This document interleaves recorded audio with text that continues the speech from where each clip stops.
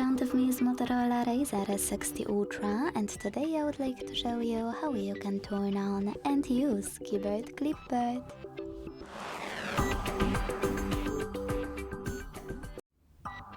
Begin by launching your keyboard and tapping on Clipboard at the top of it. Then tap on this switcher at the top right corner to activate it, and go back by tapping on this arrow on the left. Now to use Clipboard, copy or cut any text, and to paste it instantly, click on it at the top of your keyboard.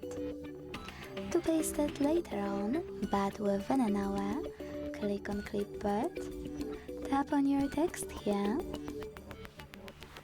and to use it after an hour, pin it. In order to do that, hold it, tap on pin icon, and if you wish to unpin it the same way.